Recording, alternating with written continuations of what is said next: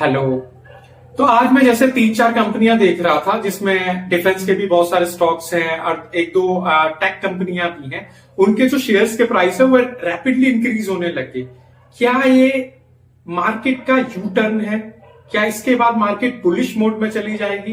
तो देखो, सबसे पहले कंपनियों का, अगर कंपनी के प्राइस बढ़ रहे हैं, उनके शेयर प्राइस बढ़ रहे हैं, तो उनका फंडामेंटल चेक करना बहुत जरूरी है। चाहे वो मैचडॉक है, चाहे वो जीआरएससी है, चाहे वो मोबीक्विक है या टेनला प्लेटफॉर्म्स है। तो एक एक करके आज हम इन चारों कंपनियों का फंडामेंटल एनालिसिस करेंगे। वीडियो थोड़ी लंबी हो सकती है पर बहुत इंटरेस्टिंग होगी।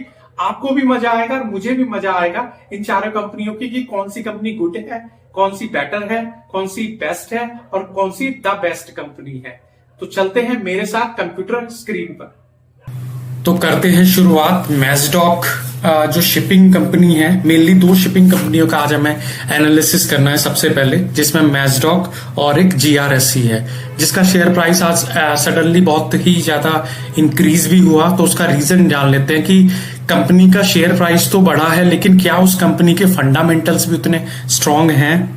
तो ये देखने के लिए सबसे पहले हमें उसको एनालाइज करना पड़ेगा। इसमें मैजडॉक शिप बिल्डर्स को हम देख लेते हैं। तो इसमें सबसे पहले जो हमें देखने वाली चीज होती है, अगर किसी कंपनी में हमें इन्वेस्टमेंट करना है तो सबसे पहले हमें उसके क्या है, फंडामेंटल चेक करने पड़ेंगे। और फंडामेंटल चेक करने के बाद उसमें घुमा फिरा के उसके वैल्यूएशन देखने पड़ेंगे। तो सबसे पहले ये बड़ी कंपनी है। बड़ी कंपनी का पता कैसे चलता है कि इसका जो मार्केट कैप है वो काफी बड़ा है। जैसे आप देखोगे कि इसमें जो मार्केट कैप है इस कंपनी का, ये जो आप देखोगे कि 1,05,873 रुपए का है। मैंने बताया कि जो लार्ज कैप कंपनीज होती हैं उनका जो मार्केट कैप है वो 20,000 करोड़ से ऊपर का होता है। एक तो पॉजिटिव बात यह है कि लार्ज कैप कंपनी है, लार्ज कैप कंपनी में ज्यादा फ्लक्चुएशन नहीं होता। ठीक है, तो ये सबसे बड़ी बात है। दूसरा, आज ये शेयर 10% 11% बढ़ा है। इसका भी रीजन जान लेंगे। एक तो मार्केट कैप इसका 20,000 करोड़ से ऊपर का है। दूसरी चीज क्या है इसमें कि इसका जो पीई है वो 38 है, 38.5। और जो इंडस्ट्रियल पीई है वो कितना है, 47.6। तो जब कभी इंडस्ट्रियल पीई, स्टॉक का पीई इंडस्ट्रियल पीई से कम हो, दैट मीन कि वो एक अंडर वैल्यूड कैटेगरी में आ सकता है स्टॉक। यहां पे इंडस्ट्रियल पीई हमें दिख रहा है कितना, 47.6। यहां पे इंडस्ट्रियल जो स्टॉक का पीई है वो 38.5 दिख रहा है, यानी कि अंडर वैल्यूड पोजीशन में है। ठीक है जी। अगली चीज क्या है इसमें, आरओई। आरओई 35.20, यानी कि बहुत ही अच्छा आरओई है। फिर उसके बाद इसमें आरओसी वो भी बहुत अच्छा है, 44.2%। देखो, मार्केट कैप अच्छा है, पीई अच्छा है, आरओसी अच्छा हो गया, आरओई अच्छा हो गया। फिर क्या देखते हैं इसमें, प्लज परसेंटेज, यानी कि उसमें कहीं इसने गिरवी तो नहीं रखा हुआ कंपनी का कोई हिस्सा, तो वो भी 0.00 हो गई है। ठीक है जी। और इसमें डेट टू इक्विटी, जो सबसे बढ़िया चीज है, इसमें डेट टू इक्विटी 0.00, मतलब कंपनी पर किसी तरह का कोई कर्जा भी नहीं है। ठीक है जी। उसके बाद रिटर्न टू एसेट्स, यानी अपने एसेट्स पे भी कंपनी लगभग 6.5% तक कमा रही है। देखो, ये तो सारी चीजें इसमें हो गई हैं अच्छी। ठीक है, ये सारी चीजें बढ़िया है कंपनी की, चाहे वो मार्केट कैप है, पीई है, आरओई है, आरओसी है, या प्लज परसेंटेज है 0.0 है, इंडस्ट्रियल पीई है, डेट टू इक्विटी है, आरओई है। तो सारी चीजें अच्छी हैं कंपनी की। इट इज गुड और it is at good price. और इसका करंट प्राइस भी अच्छा है, 2625 रुपए, कोई ज्यादा महंगा नहीं है। ठीक है जी। चलते हैं हम अब अगली पैरामीटर पर, जिसमें हम देखेंगे जो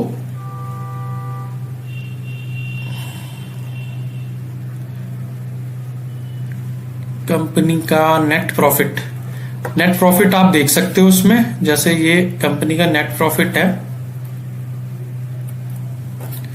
जैसे ये नेट प्रॉफिट वाला कितना था, नेट प्रॉफिट वाला ये नहीं ये देख लेते हैं, इसका नेट प्रॉफिट कितना है, यहां से देख लेते हैं, यहां तक का ये जो है। तो आप इसको देख सकते हो, नेट प्रॉफिट में क्या है कि कंपनी का नेट प्रॉफिट धीरे धीरे बढ़ता जा रहा है। 516 था, 596, 585, 496, थोड़ा नीचे आया, थोड़ा नीचे आया, फिर ऊपर बढ़ा, 1919 हो गया, 1937 हो गया, अब धीरे धीरे कितना हो गया, 2751, यानी कि नेट प्रॉफिट भी बढ़ रहा है। ये भी एक पॉजिटिव सिग्नल है कंपनी में। ठीक है जी। उसके बाद थोड़ा और आप आ जाओ इसमें, कैगर आप ये देखो 3 साल का कैगर कितना है कंपनी का, 3 साल का कैगर है कंपनी का, कैगर कितना है 3 साल का, 174% का रिटर्न दिया है कंपनी ने, विच इज गुड। उसके बाद आगे आ जाओ,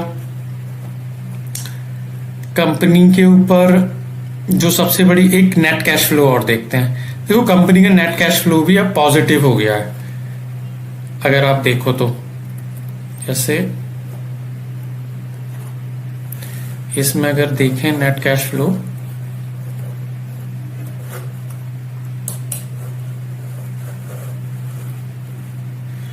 तो ये नेट कैश फ्लो अगर इसका देखोगे आप, तो ये 1655 है, अभी 1148 था, फिर 1655, यानी कि negative negative negative negative positive negative होते हुए आप 2 बार में पॉजिटिव है कंपनी, यानी कि अच्छी डायरेक्शन अच्छी पकड़ी हुई है कंपनी ने।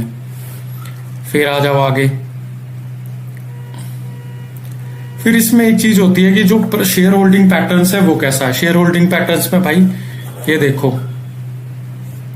प्रमोटर के पास कितने हैं, 84%। ठीक है, प्रमोटर कितना कर रहा है, 84।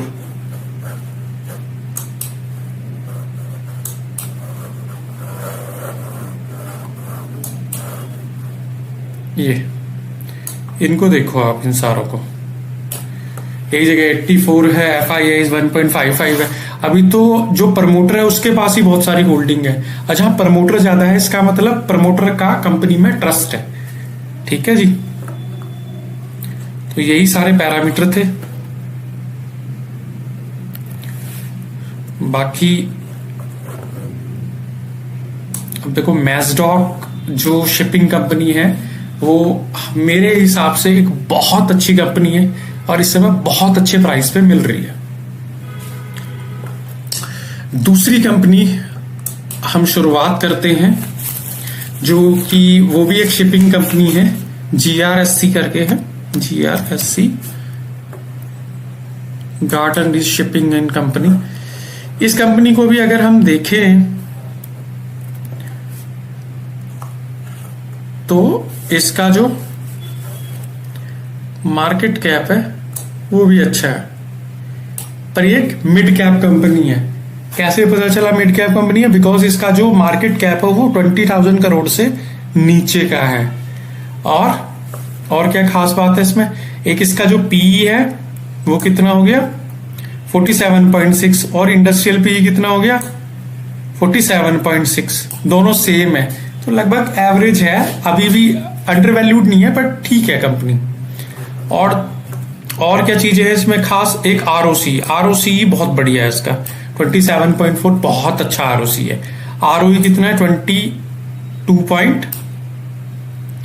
कितना है, 22.20, ये भी बहुत अच्छा है। दूसरा डेट टू इक्विटी 0.01। आपने देखा होगा दोनों कंपनियों में डेट टू इक्विटी, डेट तो मतलब जीरो ही है पूरा, यानी कि किसी तरह का कोई कर्जा नहीं है। कंपनी बहुत अच्छे डिसीजन ले सकती है और इसी वजह से इसके ऊपर सर्किट भी लगा है और ये 10-20% कंपनियां बढ़ रही हैं। बिकॉज इसका सबसे बड़ा रीजन ये होता है कि इस पे अंदर कोई डेट नहीं है कंपनी पे, और आरओसी बहुत अच्छा परफॉर्म कर रहे हैं। फिर आगे चलते हैं, इसमें सारी चीजें देख ली, अब आगे चलते हैं।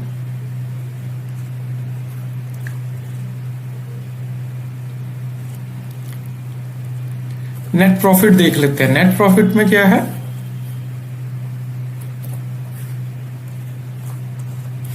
नेट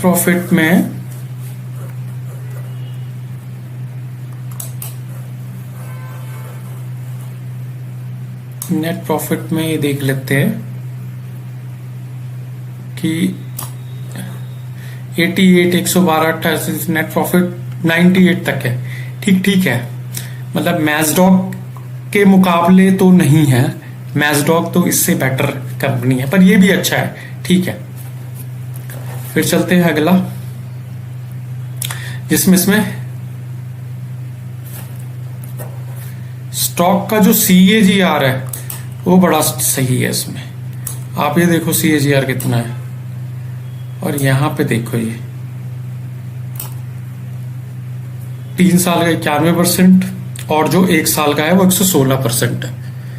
देखो, वीडियो में बने रहें और वीडियो को सब्सक्राइब, चैनल को सब्सक्राइब, वीडियो को लाइक जरूर करें, बिकॉज कहीं ना कहीं पे एक मोटिवेशन जरूर मिलता है जब आप जैसे लोग इसको लाइक करेंगे और सब्सक्राइब करेंगे।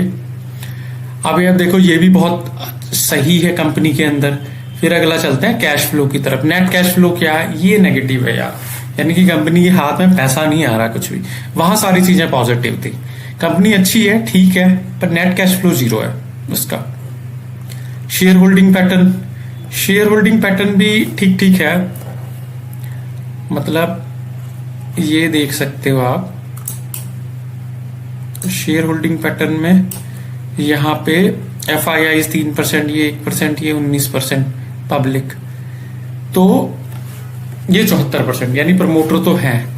देखो, कंपनी दोनों अच्छी है, अगर हम कहें मैजडॉक भी और GRSC भी। वैसे GRSC ज्यादा बड़ा है, लेकिन अगर मैं दोनों में से एक को चुनने का कहूं तो मुझे मैजडॉक ज्यादा बेटर लगती है, because of the free cash flow, because of the debt equity ratio and because of the promoter holding, तो वो ज्यादा बेटर है।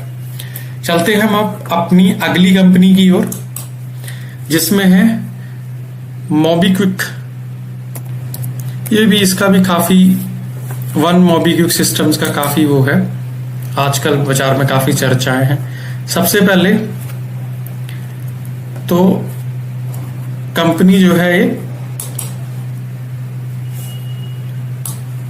स्मॉल कैप कंपनी है। स्मॉल कैप कंपनी का कैसे पता चला, बिकॉज इसका जो मार्केट कैप है वो 5000 करोड़ से नीचे का है, क्योंकि 2590 करोड़ की है ना ये कंपनी, इस वजह से ये स्मॉल कैप कंपनी में आ गई। दूसरी चीज क्या है इसमें कि इसका जो ROC है, रिटर्न ऑन कैपिटल एम्प्लॉयड, यानी कंपनी अपने पैसे का प्रॉफिटेबिलिटी कितनी जनरेट कर रही है, तो 8.96 है। इंडिया का इन्फ्लेशन रेट 7%, 7.5% है, तो एट पार कर रही है, कोई इतना खास नहीं है। दूसरी चीज जो ROE है वो 9.20 है, वो भी कुछ खास नहीं है। ऐसे कंपनी का शेयर प्राइस बढ़ रहा है 11.90। देखो, ये होती है कि अच्छी कंपनी और एक इधर उधर की कंपनी में डिफरेंस कैसे करें। स्मॉल कंपनी, ROCE कम है, ROE भी कम है, डेट इक्विटी रेशो भैया कंपनी पे 1.50, कर्जा ही कर्जा है कंपनी के ऊपर। अब कई सारे लोग क्या करते हैं इस तरह की कंडीशंस में, क्या करते हैं कि जैसे शेयर प्राइस बढ़ रहा है, मतलब 11% बढ़ गया, इसे देख के खरीद लेते हैं कि ये आगे जाके बहुत बढ़िया करेगा। लेकिन यार उसका फंडामेंटल तो देखो ना, डेट टू इक्विटी रेशियो देखो, उसका 1.50 है, विच इज हायर, बहुत कर्जा है कंपनी के ऊपर। ना ROE है, इक्विटी पे कमा रही है, ना इन्वेस्टर की इक्विटी पे कमा रही है, ना अपने पैसों पे प्रॉफिटेबिलिटी जनरेट कर रही है। स्मॉल कैप कंपनी है, कभी भी कुछ भी हो सकता है कंपनी में। चलो, एक चीज इसमें थोड़ी अच्छी है कि इसका जो प्लस परसेंटेज है वो 0.0 है, चलो प्लस नहीं कर रखा। दूसरा, इसका जो क्वार्टरली प्रॉफिट भी क्या है, वो नेगेटिव आया है, 1149%। करंट प्राइस 333 का चल रहा है। अभी तक तो यार मुझे कोई कंपनी में कुछ खास लगा नहीं। इवन जो क्या कहते हैं इसे, ये जो ROA है, रिटर्न ऑन एसेट्स भी कितना है 1.79। तो 1.79 भी कोई बड़ी बात नहीं है, मतलब अभी तक तो कुछ खास लगा नहीं है। अभी देखते हैं आगे क्या और क्या खास हो सकता है।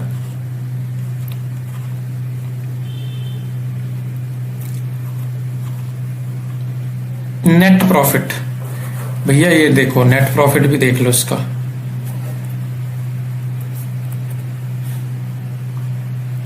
नेट प्रॉफिट भी देख लो, ये देखो नेट प्रॉफिट दिखा देता हूं। 14 करोड़ का धंधा किया है बस इन्होंने। बट ये बड़ी बात है कि पॉजिटिव हुए हैं कहीं ना कहीं, और उसी पॉजिटिविटी की वजह से इसमें थोड़ा सा मूवमेंट आया है स्टॉक में, मोबीक्विक में। बाकी इसमें कोई खास बात नहीं है। बाकी और देखो आप, इसमें स्टॉक प्राइस CAGR इन्होंने दे नहीं रखा। बाकी आगे और देखें जरा, कैश फ्लो इनका थोड़ा सा पॉजिटिव है।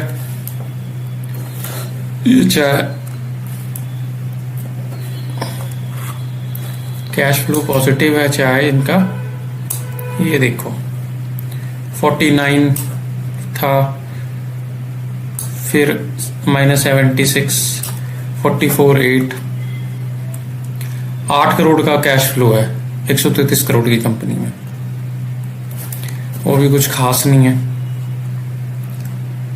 बाकी प्रमोटर्स इसमें 25% है। और देखो खास बात क्या है, ये बहुत खास बात है। अब आप ये देखो कि इसके जो ये प्रमोटर्स की होल्डिंग, भैया 25% प्रमोटर है इसमें, और FII और DIIs भी कुछ खास नहीं है, और 61% पब्लिक फंसी हुई है। अब आप समझ सकते हो कि जो शेयर दिखाई दे रहा है मार्केट में कि यार ये 11% चल रहा है, 12% चल रहा है, क्या उसके फंडामेंटल्स भी उतने मजबूत हैं? तो भाई इस टेस्ट में मोबीक्विक तो पूरी तरह से फेल हो गया। ठीक है जी, तो मोबीक्विक की तरफ अब जाने की आवश्यकता नहीं है, मुझे तो नहीं है, बाकी आपकी अपनी राय है। ठीक है जी, और ये कोई बाइंग और सेलिंग रिकमेंडेशन नहीं है, इट्स ओनली प्योरली एनालिसिस। ठीक है, अब हम अपने अगले शेयर्स की तरफ चलते हैं, जिसमें है टेनला प्लेटफॉर्म्स।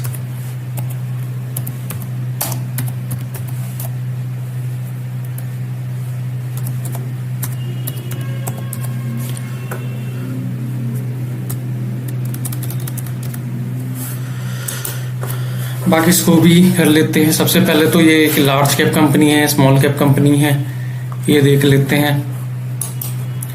जैसा कि हमें पता चल रहा है कि एक मिड कैप कंपनी है, क्योंकि 5000 करोड़ से ऊपर की है।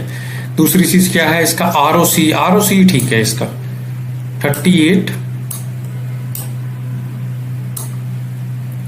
38.3 है लगभग। जैसे मैं हटा दूं अगर इसको, तो इसका जो ROC है वो 38.3 है, और ROE भी इसका बहुत अच्छा है, ROE भी बहुत अच्छा है। ये भी एक अच्छी कंपनी है, 521 रुपए प्राइस चल रहा है। जो इसका PE है वो देखना है। स्टॉक का PE 1340 हो गया, कितना है 1340, और जो इंडस्ट्रियल PE है उससे कंपेयर जरूर करते हैं। जो इंडस्ट्रियल PE है 28.90 है, उससे कम है, यानी कि एक अंडर वैल्यूड कैटेगरी में आ सकती है। और ये देखो आप, रिटर्न ऑन एसेट्स भी कितने अच्छे हैं इसके, 20% के। डेट टू इक्विटी वो बहुत अच्छा है, 0.03। तो कुल मिला के कंपनी तो अच्छी है, उसके सारी चीजें बहुत अच्छी है। चाहे वो पैग रेशो देख लो, 0.15 है पैग रेशो। अगर आपका कोई भी सवाल है स्टॉक से रिलेटेड, उसके फंडामेंटल एनालिसिस से रिलेटेड, तो बेफिक्र होकर आप अपने कमेंट में डाल सकते हैं, पूछ सकते हैं किसी भी तरह से। आज भी ये कंपनी 17%, ये देख लो आप, ये 17% तक बढ़ी है। तो इसीलिए बढ़ी है बिकॉज इसका जो फंडामेंटल्स है वो बहुत अच्छा है। ठीक है, और आगे चलते हैं इस कंपनी में, देखते हैं और क्या हो सकता है। नेट प्रॉफिट की बात करें, ये देखो नेट प्रॉफिट की बात करें तो इसका जो नेट प्रॉफिट है, अब आप देखो 130 से 119, 141, कहीं ना कहीं नेट प्रॉफिट ठीक ठीक है, मतलब बढ़ा तो नहीं है बिकॉज ऑफ ट्रम्प टैरिफ। आपको पता है आईटी सेक्टर की ये कंपनी है तो कहीं ना कहीं पे असर तो पड़ा होगा, लेकिन फिर भी अच्छी कंपनी है, फंडामेंटल्स अच्छे हैं इसके। बाकी स्टॉक प्राइस CAGR, एक और एनालिसिस जो ये बताता है कि स्टॉक किस तरफ, भाई स्टॉक प्राइस जो CAGR है वो गड़बड़ कर रहा है, यानी कि यहां पर ये कंपनी फेल हो गई है। सारी चीजें अच्छी होने के बावजूद कैगर यानी कि जो कंपाउंड एनुअल ग्रोथ रिटर्न्स है वहां पे जाके डगमगा गई है कंपनी पूरी तरह से। तो यहां पर थोड़ा सोचने वाली बात है इसके लिए, कैगर ठीक नहीं है इसका बिल्कुल भी, और ये भी जो कैश फ्लो भी है वो भी ठीक नहीं है। कैश फ्लो भी अगर आप देखें तो ये देखो आप माइनस 2023 से 2024 तक तो माइनस ही चल रहा है अभी, अब पता नहीं कब पॉजिटिव होएगा। आगे चलो, प्रमोटर्स की होल्डिंग, प्रमोटर की होल्डिंग ठीक ठीक तो लग रही है लेकिन उतनी भी कुछ खास नहीं है। आप ये देखो जरा इसमें प्रमोटर्स की होल्डिंग में क्या है, इसमें प्रमोटर की होल्डिंग में ये देखो 44.11, 12.48, फिर भी FIIs है इसमें, DIIs भी थोड़ा बहुत है 1-8%, और पब्लिक बहुत ज्यादा है, यानी कि ठीक है। जो ये है टेल्ला प्लेटफॉर्म्स ठीक है लेकिन उतना अच्छा नहीं है, उतना ज्यादा प्रोटेक्ट नहीं कर पाया, उतना ज्यादा अच्छे वैल्यूएशन नहीं है, ज्यादा अच्छे नहीं है। बढ़ रहा है शेयर का प्राइस, क्योंकि लोग क्या देखते हैं, केवल शेयर का प्राइस देख लेते हैं और सीधा खरीद लेते हैं। ऐसा नहीं करना आपको बिल्कुल भी, आपको सबसे पहले देखना है उसके फंडामेंटल्स को देखना है, उसके रेशियोज को देखना है, रिटर्न्स को देखना है, देयर आफ्टर आप डिसाइड करो।